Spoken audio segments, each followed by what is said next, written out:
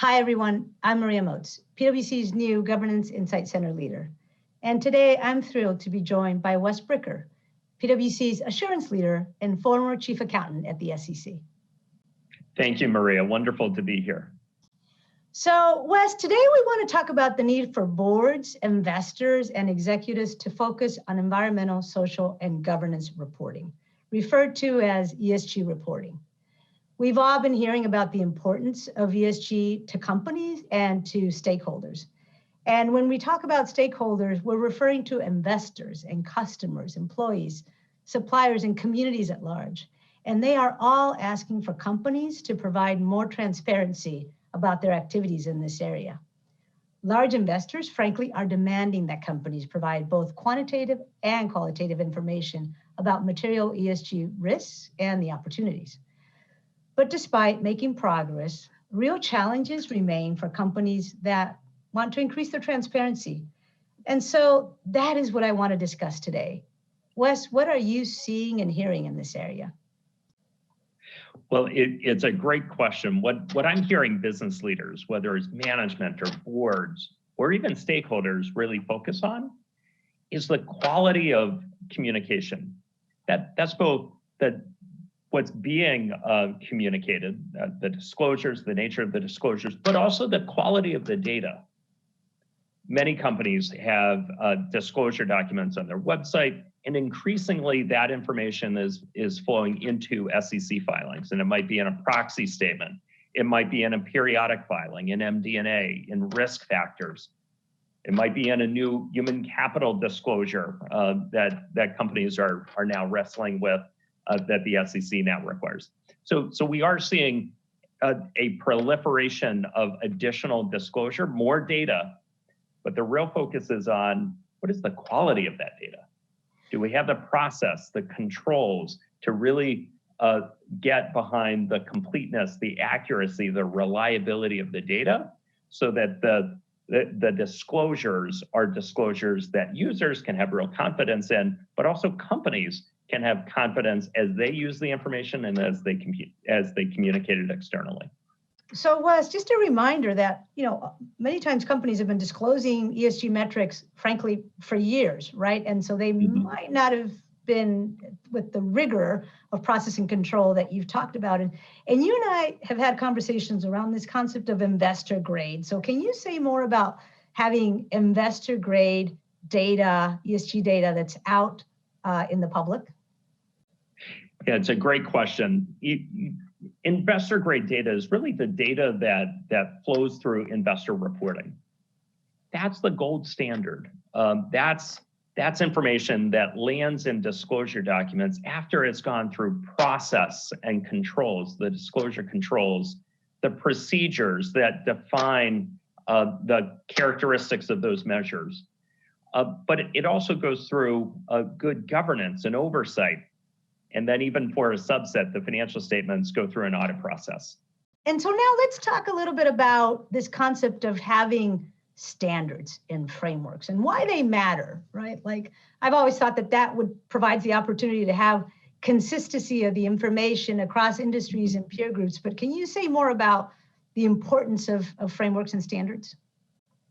Frameworks and standards can really enhance the usefulness of the information. That's what enables us to compare one company to another. And that's useful for management teams to better understand their metrics and how it anchors into other metrics that they may observe in the marketplace. It also helps to mitigate blind spots in what's being measured and the usefulness of that information. So standards and frameworks are a real tool for management teams as well as users to better understand what's being measured and the usefulness of that measure in the context of some broader decision.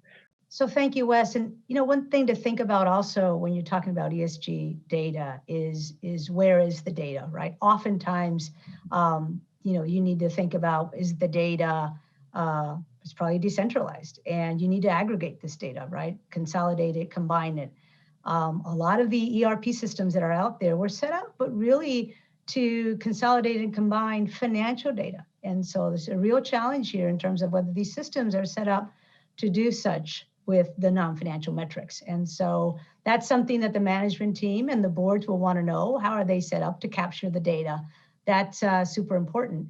And then I would just say that it's also important to think about the governance of all this information. Who's really reviewing this information on the management team, right? And what is the board doing to oversee those disclosures? Last thing I'll say is a common pitfall, right? If you're only reviewing this information, this ESG data, once a year, then to the extent that something's missing or there are errors, there may not be enough time, right, for you to capture the right data. I think that's really well said. This is an area where there's a real role for the classic control functions within a company, whether it's a disclosure committee, a controller review, a CFO, an internal auditor, a general counsel. There's a real opportunity for those functions to apply good diligence as part of the preparation, the summarization, and the reporting of information in a complete and an accurate way. Oftentimes, what we see are companies sort of reaching deep into their operations where information might be accumulated onto a spreadsheet or a set of ad hoc procedures. And so leading companies are really bringing that to the center, organizing it, and really raising the quality, which improves the usefulness of it, whether it's used internally or externally. That's well said, Wes. And I will say that, speaking of roles, the board needs to decide, kind of, when you think about ESG disclosures, what role the different committees and the overall board will play.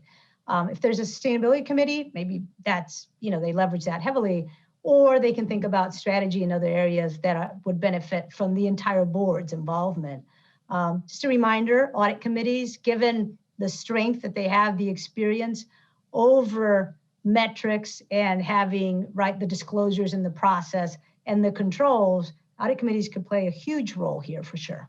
There's no doubt that audit committees apply really good diligence and oversight, but they also give support to management to really make good judgments whenever things might not go as planned.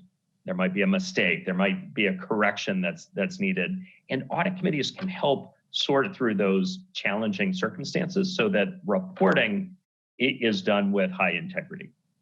That's right, Wes. So Wes, this has been terrific. Thank you for joining me today to talk about a very important topic. And thanks to everyone for listening.